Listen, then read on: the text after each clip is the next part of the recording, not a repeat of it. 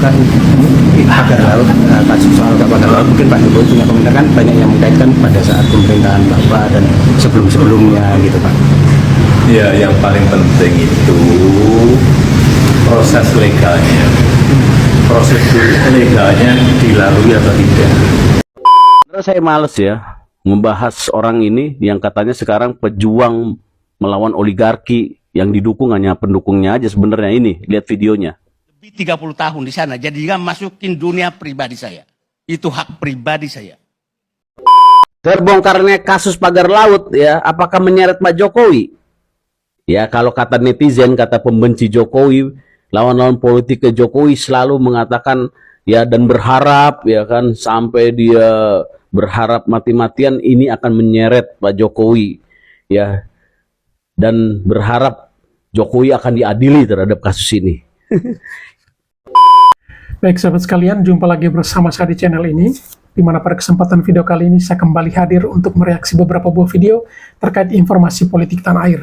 Dan kali ini informasinya terkait dengan berita yang cukup viral baru-baru ini, yaitu tentang pagar laut ya, di mana di daerah Tangerang, di laut dipagar kurang lebih 30-an kilometer, dan sampai dengan saat ini belum terpecahkan siapa yang memagar dan apa kepentingannya, dan apakah ada izin dari pemerintah atau tidak. Hal ini membuat para pembenci Jokowi malah senang, karena paling tidak masalah ini bisa menyeret nama Jokowi di dalam kasus tersebut. Namun baru-baru ini juga para awak media mencoba untuk berupaya mewawancarai Jokowi dan memintai apa pendapat atau statementnya terkait dengan kasus pagar laut tersebut. Dan dalam video ini kita akan mendengarkan bersama apa komentar dari Jokowi. Dan kita juga akan mendengarkan beberapa komentar dari para netizen, dalam hal ini para pendukung Jokowi tentunya, yang dengan memberikan pernyataan bahwa ya, jangan dibawa-bawa nama Jokowi dalam urusan pagar laut tersebut. Sekalipun waktu itu beliau adalah presiden. Dan ada dalam video ini kita akan saksikan bagaimana ketika dari tangkapan layar via GPS atau foto dari udara, ya, dari GPS, ternyata patok atau pagar laut itu dulunya sebenarnya adalah daerah tambak. Tetapi karena abrasi maka jadinya seperti itu. Tapi apakah benar pagar laut sejauh atau sepanjang 30 km itu tidak ada yang tahu? Ya, itu kan tidak mungkin. Tentu pasti ada persoalan di balik ini semua. Dan tentu lagi-lagi para pembenci Jokowi akan melihat ini sebagai sebuah kesempatan untuk bagaimana menjerumuskan Jokowi dalam persoalan hukum, sehingga yang selama ini mereka impikan agar Jokowi bisa masuk dalam penjara itu bisa terwujud. Dan apakah benar bisa terwujud? Tentu semua masih dalam proses dan kita belum tahu apakah Jokowi terlibat atau tidak dalam urusan atau dalam kasus pagar laut tersebut. Baik, untuk tidak memperpanjang kata, kita langsung saja ke video-videonya.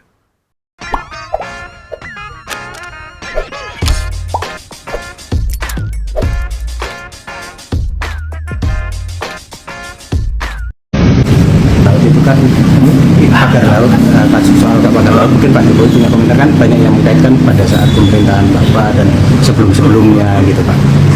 Ya, yang paling penting itu proses legalnya. Prosedur legalnya dilalui atau tidak. Betul atau enggak betul. Itu kan proses dari kelurahan, proses ke kecamatan, proses di kantor BPN Kabupaten. Kalau untuk SHM-nya, kalau untuk SHGB-nya juga di kementerian, dicek aja apakah proses legalnya, prosedur legalnya semuanya dilalui dengan baik atau tidak. Dan itu juga tidak hanya di Tangerang, di Bekasi, juga ada di Jawa Timur dan di tempat lain. Saya kira yang paling cek itu investigasi itu, ya. Terima kasih Pak. Terbongkarnya kasus pagar laut ya, apakah menyeret Pak Jokowi?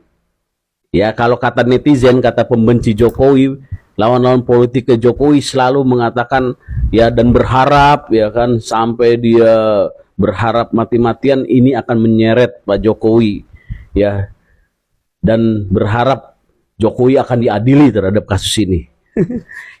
Itu halu, itu halu. Kenapa halu? Jadi gini, kita sama-sama tahu ketika kepemimpinan era Pak Jokowi ya, Fahri Hamzah di podcastnya dan lain-lain, orang-orang bener lah kalau podcast, mengatakan Pak Jokowi itu memiliki idealis yang tinggi, memiliki visi yang tinggi, tetapi saat itu ya popularitas dia di mata rakyat didomplengi oleh orang-orang yang tidak bertanggung jawab, orang-orang yang berkhianat ya di kelilingnya dia. Ya, main belakang, main caranya masing-masing, sehingga Pak Jokowi hanya memegang kartu-kartu truf ya. Jadi ketika Pak Jokowi menyerahkan tongkat estafet ke Pak Prabowo, memang ini adalah satu agenda ya Pak Prabowo untuk membersihkan ini semua gitu ya. Kalau pagar laut ini kan buset kena semua itu, Kementerian ATR, BPN mengeluarkan sertifikat ya kan, itu harus kena itu ya. Tapi emang Pak Jokowi takut? Enggak, Pak Jokowi justru menginginkan ini melalui Pak Prabowo lah ya. Kasus-kasus ini bisa dibongkar semua ya. Jadi memang keberlanjutan ini adalah ya salah satu bagian kerjanya, programnya adalah bersih-bersih seperti ini. Di Kementerian Pertanian kita lihat permainan pupuk ini lagi dibersihin semua ya. Pak Jokowi tinggal ngasih tahu, Pak Prabowo juga udah tahu gitu loh, mana aja yang harus dibersihin. Yang waktu di era Pak Jokowi nggak bisa dibersihin karena Pak Jokowi juga tersandera oleh mereka, oleh oligarki.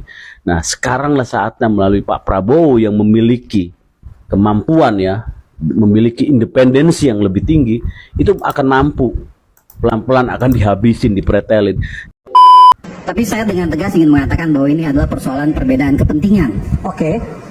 Ada distribusi abuse of power dari tingkat yang paling atas sampai tingkat yang paling bawah. Paling atas itu siapa Pak Iwan? Presiden Presiden yang mana? yang terdahulu. Pak Jokowi? Ya, betul. Oke.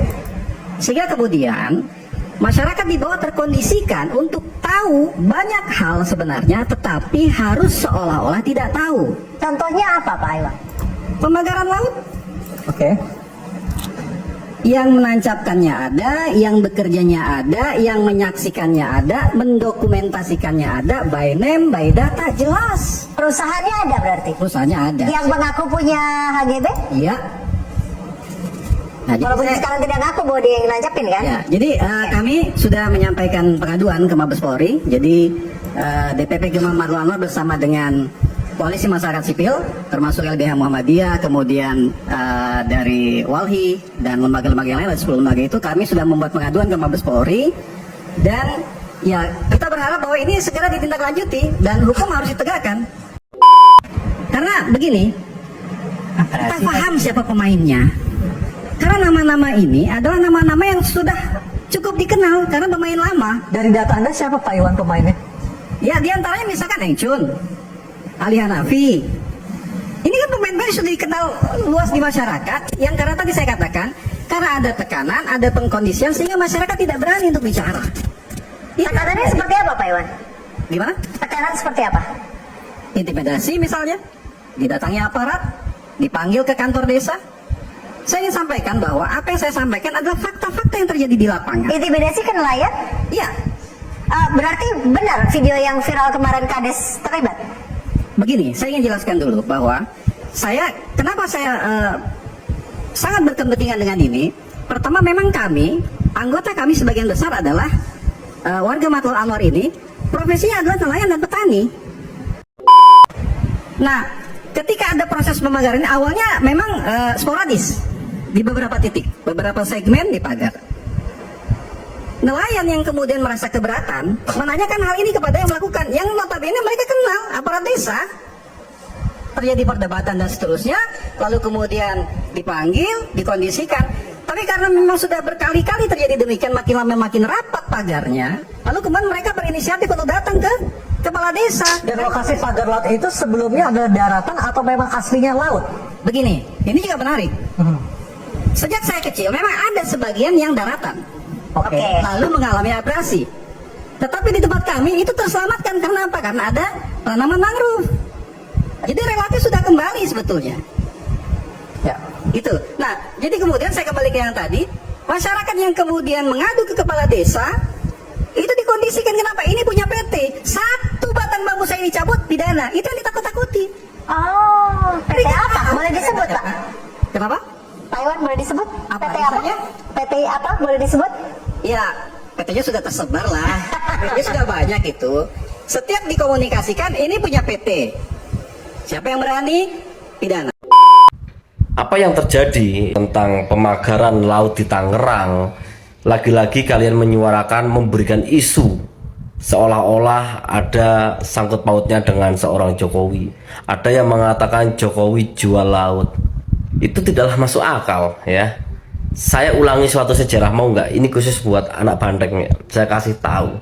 Ibu Megawati di saat menjabat menjadi presiden pernah menjual pulau. Alasannya untuk apa? Karena saat itu Indonesia sedang krisis. Masalah diterima atau tidak, kalau itu terjadi saat ini, kalian pasti teriak-teriak. Ibu Megawati pernah menjual Indosat. Itu juga aset bangsa loh, BUMN ya kalau sekarang seperti itu. Bapak Jokowi sekrisis-krisisnya bangsa ini tidak pernah mengorbankan aset negara, menjual aset negara. Paham sampai di sini? Loh, masalah lautan yang ada di Tangerang kok ya disangkut pautkan sama Jokowi. Buktinya apa? Seperti itu. Itu adalah oknum ya, seorang pengusaha swasta yang ingin melebarkan usahanya, yang ingin mereklamasikan lautan tersebut. Dan itu kapasitasnya adalah di mana para pengusaha-pengusaha besar di sana yang melakukan, bukan Jokowi. Pagar laut yang bikin sakit perut. Banyak yang minta saya untuk bikin VT membahas kehebohan pagar laut di perairan Tangerang. Setiap hari ada update berita, analisa, opini, hingga komentar-komentar pinggir jalan yang semakin hari semakin kesana kemari. Sepertinya saya tidak perlu sok-sokan ikut membuat analisa atau komentar politis. Soalnya sudah banyak dan nanti malah dikomentari macam-macam sama para haters. Saya cuma mau berpendapat sedikit dan sederhana saja mengenai keheranan banyak orang. Ada laut kok dipagari. Atau ada yang melemparkan spekulasi, ada yang mau bikin negara di dalam negara dengan menguruk laut dan lain sebagainya. Pertama-tama, saya kok meyakini siapapun yang memasang tiang-tiang bambu di perairan Laut Tangerang itu pasti punya tujuan baik. Kenapa saya bilang begitu? Karena memagari laut sepanjang 30 km lebih itu capek loh.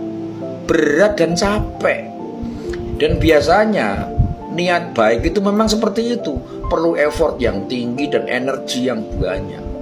Sedangkan kalau orang mau berbuat buruk, biasanya tidak mau susah, tidak mau capek, ya, cenderung pengen gampang dan pengen cepet. Oh, gak susah lah pokoknya.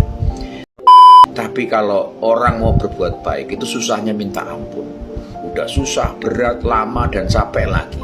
Ya, jadi kalau melihat ada orang mau menguruk, mau memagari laut sepanjang 30 km lebih itu, ya pasti punya tujuan baik. Wong berat kok itu. Tapi kok kenapa jadi tidak baik? Ya karena dianggap mengganggu jalur kapal nelayan, dianggap menghalangi nelayan mencari nafkah, dianggap terjadi upaya penguasaan lahan dan lain-lain. Dan dengan melihat semua kenyataan itu, pasti ada proses atau langkah yang salah. Karena kita harus ingat, tujuan atau niat yang baik juga tidak akan berakhir baik bila dilakukan dengan cara yang salah. Dan sekarang ini, kalau kita menyimak soal skandal pagar laut ini, komentar dan opini dan analisa sudah menyebar kemana-mana. Ibarat tumor, ini sudah menyebar ke seluruh tubuh. Sudah semakin tidak terkendali. Ada banyak orang yang dituding, banyak kelompok yang dituduh, dan makin banyak pula yang merasa benar dan bisa menuding siapapun. Kalau pagar laut itu terkait soal proyek reklamasi pantai, Jakarta sudah melakukan reklamasi yang tadinya juga jadi polemik dan kontroversi, akhirnya berlanjut dan disetujui, dan akhirnya menjadi kawasan yang bermanfaat. Ini juga dulu pernah, masalah reklamasi ini pernah dipakai sama calon gubernur buat jualan, ya. Tapi ternyata begitu terpilih menjadi gubernur, akhirnya toh mendukung reklamasi juga. Jadi apakah cuma kita yang melakukan reklamasi atau pengurukan laut? Oh tentu tidak. Singapura yang wilayahnya kecil itu juga melakukan reklamasi untuk perluasan wilayah. Bahkan pasirnya tuh ngambil dari Indonesia. Tuh. Kenapa Singapura melakukan reklamasi? Ya karena wilayahnya kecil. Ketika mereka perlu mengembangkan diri dan ingin memiliki ruang lebih luas, yang bisa mereka lakukan hanyalah mereklamasi wilayah laut. Kalau zaman dulu satu negara pengen memperluas wilayah pasti kan ekspansi, jajah negara lain. Tapi kan itu tidak dilakukan lagi. Maka salah satu caranya adalah dengan menguruk laut atau melakukan reklamasi. Kenapa ada yang punya gagasan melakukan reklamasi di perairan Jakarta dan sekitarnya seperti di Tangerang ini? Ya tentu banyak pertimbangan. Selain ingin menciptakan wilayah dan lahan baru, hal lain yang menurut saya cukup baik adalah sebagai upaya untuk menanggulangi abrasi atau pengikisan tanah di pesisir. Selain juga semakin turunnya permukaan tanah di wilayah Jakarta dan sekitarnya. Reklamasi bisa menjadi jalan untuk mengurangi banjir rob yang sering terjadi akibat naiknya permukaan laut ke darat. Dengan begitu, wilayah di pesisir Jakarta dan sekitarnya menjadi lebih ideal untuk diberdayakan.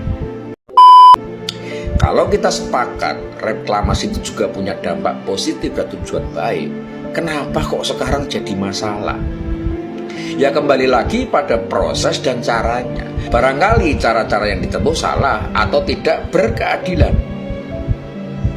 Kenapa nelayan protes dan merasa terganggu? Ya karena mereka tidak tahu apa yang terjadi, mungkin tidak mendapat sosialisasi atau tidak dilibatkan menjadi bagian dari itu. Kenapa tidak dilibatkan? Ya mungkin saja pihak pengembang tidak mau repot atau tidak mau mengeluarkan banyak biaya. Jadi cukup kepala desanya saja yang dipegang, diberi imbalan, dan urusan warga menjadi tanggung jawabnya. Selesai. Tapi ternyata tidak sesederhana itu. Zaman sekarang, ketidakadilan itu bisa dibuat dan dijadikan komoditas. Banyak lembaga atau kelompok yang memang mencari makan dari adanya resistensi atau perlawanan. Jadi ada ribut-ribut di mana lembaga atau kelompok ini pasti langsung berbondong-bondong datang dan mengamplifying atau membesarkannya. Hingga persoalan yang tadinya sederhana dan kecil bisa menjadi masalah besar berskala nasional. Nah, bahkan sekarang ini sampai menyeret-nyeret nama Presiden Jokowi segala.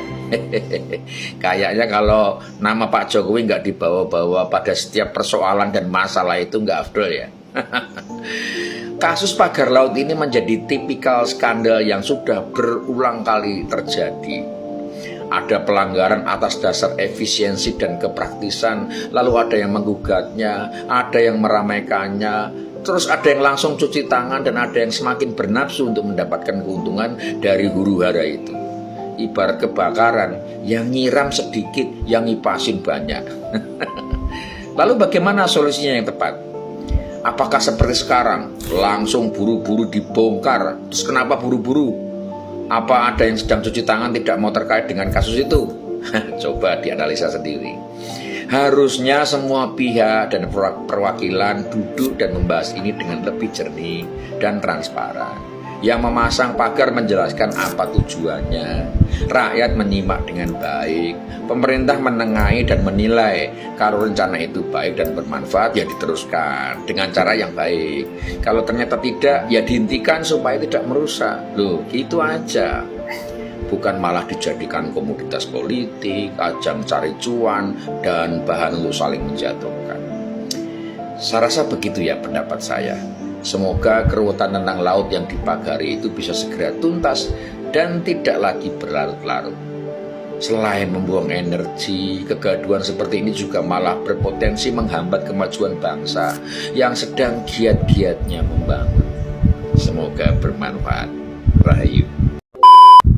Pagar laut yang kalian salahkan Pak Jokowi. Kekurangan-kekurangan di negeri ini yang kalian salahkan juga Pak Jokowi.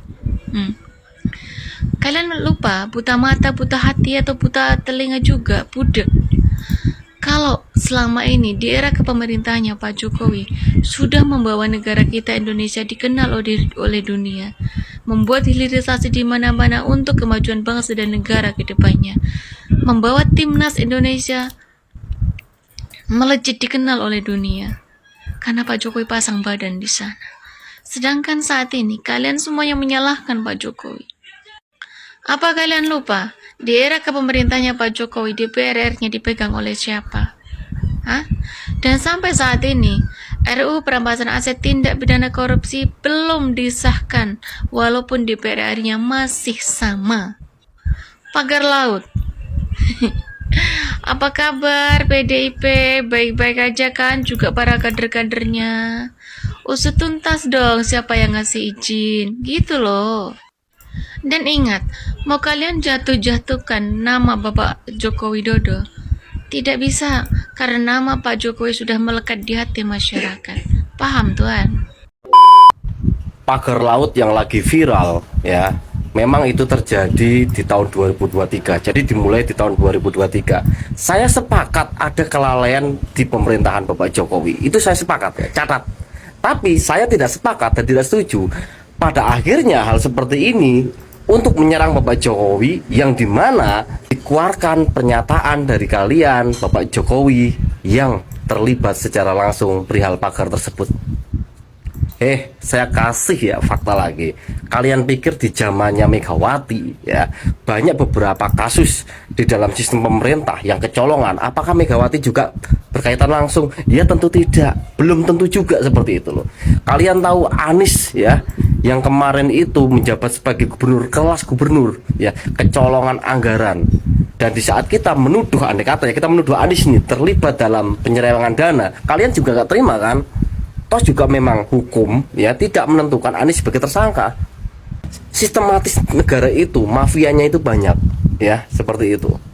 Tidak usahlah menuduh tanpa dasar, ya, yang belum tentu, yang kalian hanya dengar-dengar elit-elit politik yang mengucapkan kata menggiring opini lalu kalian tiru. Itu terlalu bodoh. Paham nggak? Nah, perhatikan, ini jual beli tanah atau jual beli laut. Nah, ini saya membuat titik ini di pantai Tanjung Anom yang mana dekat dengan pagar laut. Kita harus melihat dulu citra satelit. Satelit tahun 2025 ya, kita lihat perubahan abrasi. Kita lihat titik merah itu ada di lautan ya. Kita mundur tahun 2023. Oke. Kita mundur lagi 2022. Nah, titik merah tadi itu udah mulai mendekati daratan. 2021, 2020, 19, 18, mundur lagi pelan-pelan 2017. Oke, 2015. Titik merah tadi sudah menjadi daratan ya. Berarti terus 2014, 2013 titik tadi sudah di tengah-tengah darat, sudah jauh dari bibir pantai. Berarti tuh lebih jauh lagi. 2011 tuh 2000 menjelang 2010. 2009 itu lihat dulu di situ ada mangrove ya, dan titik merah tadi sudah sangat jauh dari bibir pantai. Kita ke 2005 pelan-pelan, jauh sekali saudara-saudara dari bibir pantai. Lihat, kita ke 2004, semakin jauh. Baru kita ke 1985. 1985 kita zoom. Nah, itu jauh sekali, Pak. Kira-kira berapa meter itu dari bibir pantai ke titik tadi? Inilah berarti daratan yang hilang. Kita harus menunggu rilis ATR BPN, ya kan? Soalnya ada proses sertifikat itu pengajuannya tahun 82. Kalau misalnya nanti terbukti ya dari citra satelit, misalnya luas bidang tanah itu di dalam garis bibir pantai, berarti itu bukan jual beli laut, jual beli tanah. Tapi sekarang tanahnya udah hilang, termakan abrasi yang dulunya daratan menjadi lautan. Begitu. Bagaimana kalau SHGB Pagar Laut di Tangerang dulunya adalah sawah dan tambak yang kena abrasi? Seringkali kita melihat kenyataan yang sekarang tanpa peduli bagaimana fakta di masa lalu. Pernyataan Menteri ATR BPN Nusron Wahid menugaskan Dirjen SPPN agar dicek faktanya tentang garis pantai di Kohot Tangerang. Apakah sertifikat HGB dan SHM ada di dalam atau di luar garis pantai? Setelah dilakukan cek dan recheck, dokumen pengajuan sertifikat yang kala itu diterbitkan tahun 1982 posisinya adalah daratan, tepatnya lahan bekas tambak atau sawah. Kemudian dicocokkan pula dengan Google Earth. SHGB yang tercovering di sekitar pagar bambu menunjukkan bukan laut yang disertifikatkan, tapi lahan milik warga yang telah terbawa abrasi, lalu dialihkan menjadi SHGB PT dan beberapa SHM milik warga. Karena saya males ya membahas orang ini yang katanya sekarang pejuang melawan oligarki yang didukung hanya pendukungnya aja sebenarnya. Ini lihat videonya. 30 tahun di sana, jadi jangan masukin dunia pribadi saya. Itu hak pribadi saya. Nah, itu perlu di... Ini orang aneh gitu ya. Ini orang aneh menurut saya gitu ya. Dia tidak mau diserang secara pribadi, marah gitu. Tapi jejak digital Bapak di Twitter yang sekarang menjadi X namanya, Bapak telah menyerang secara pribadi kepada siapa? Kepada presiden terpilih. Ya, waktu itu Jokowi ya. Keluarganya Bapak serang secara pribadi. Fufu Fafa keluar, Bapak sama besti Bapak, Dr. Tifa. Itu menyerang secara pribadi. Sekarang baru diserang begitu aja. Nggak suka. Katanya pejuang mau lawan oligarki. Tapi mental seperti itu. Ya. Sebenarnya kalau Anda memang mau lahir menjadi pejuang, Pak, jejak digital Bapak tuh nggak bisa dibohongin. Adab, Pak, yang dipakai sehingga orang mencintai Bapak. Ya kalau sekarang banyak mencintai Bapak, ya karena nggak tahu jejak digital Bapak. Saya nggak perlu bongkar itu semua, gitu. Ya karena memang mungkin yang kedua karena memang dia mendukung Bapak. Kaum-kaum yang memang disebut membenci pemerintahan yang sah. Ya itu. Kalian itu, jadi pakai adab Pak kalau kita mau ini. Saya nggak peduli, bukannya saya menentang misteri pagar laut, itu sudah bagus. Prabowo sudah turun, semua sudah turun. Laut bersertifikat pasti uang yang memikat. Pak Prabowo, tolong Pak, pejabat-pejabat kayak gini Pak, bersihkan, tangkap, penjara. Anak-anak jenderal yang belum follow aku di follow, pencet tanda plus. Jangan lupa berkomentar, tinggalkan jejak. Guys, update dari laut yang di pagar di Tangerang. Ya, ini belum juga ketahuan siapa sebenarnya yang ngeluarin sertifikat ini. Hantu. Pastikan orang. Orang ini guys kerdil. Pemikirannya itu nggak ada. Ini pasti karena uang. Ujung-ujungnya duit. Ya. Ini kalau dikasih jabatan yang lebih tinggi nih guys. Negara dijual. Udara dikasih sertifikat. Kasih sama orang. Nah udara juga. Kasih aja kau. Sertifikatin sana. Hah? Bahaya orang-orang kayak gini guys. Bahaya.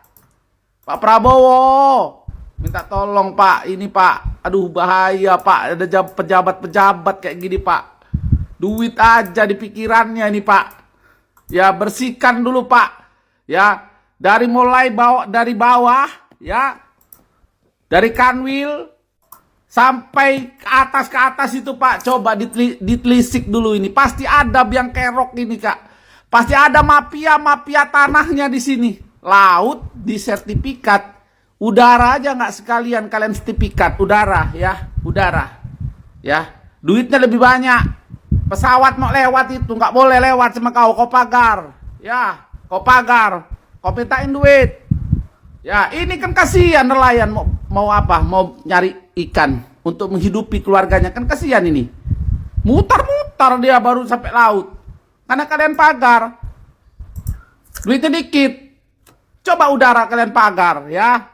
Pak Prabowo, gas Pak, jangan takut-takut Pak, lawan Pak, kita di belakang Bapak, boom, boom, boom, meledak Pak.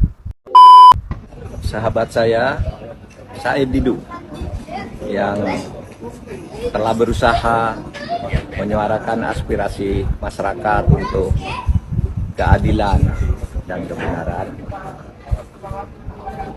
dipanggil oleh polisi untuk dimintai keterangan karena pengaduan. Sebagai orang yang tahu dan bersahabat lama dengan Said Didu, saya menyatakan I stand with Said Didu. Terus berjuang. Assalamualaikum warahmatullahi wabarakatuh. Saya Yusuf Muhammad Martak, selaku Ketua Umum Gerakan Nasional Pengawal Fatwa Ulama, menyatakan berada bersama Said Didu karena Said Didu bukan hanya manusia merdeka, tapi Said Didu adalah pejuang yang lebih mulia daripada aparat, daripada pejabat, daripada perwakilan rakyat di parlemen yang tidak bersuara apapun untuk membela rakyat, bangsa dan negara. Lanjutkan Said Didu, insya Allah perjuanganmu akan dimenangkan oleh Allah Subhanahu wa Ta'ala karena engkau telah berbuat yang terbaik. Lanjut. Allahu Akbar. Wassalamualaikum warahmatullahi wabarakatuh. Bismillahirrahmanirrahim. Assalamualaikum warahmatullahi wabarakatuh. Saya Bunda Mary dari Lampung. I stand with Dr. Said Didu. Assalamualaikum warahmatullahi wabarakatuh. Saya F. Saifullah Fatah dan saya stand with Said Didu. Saya Andi Sahrandi. Dengan ini menyatakan I stand with Said Didu. Assalamualaikum warahmatullahi wabarakatuh. Saya Usman Buton, stand with Dr. Said Didu. Assalamualaikum warahmatullahi wabarakatuh. Saya Medi Juniarto, I stand with Said Didu, siap mengawal kepentingan hukum. Assalamualaikum warahmatullahi wabarakatuh. Saya Ges Halifah, mendoakan Bang Said Didu, senior saya, seorang pejuang. Semoga dia terselamatkan dari kejahatan terhadap dirinya dalam pembelaannya terhadap hak-hak rakyat yang dirampas terhadap tanah mereka sendiri. Semoga Bang Said bisa melewati ini dengan sebaik-baiknya. Semoga Allah memberikan pertolongan kepadanya. Dan semoga perjuangannya berhasil hingga pada akhirnya rakyat bisa kembali menikmati miliknya sendiri agar tidak dirampas oleh para pemilik modal yang dilindungi oleh kekuasaan. I stand with Bang Said Didu.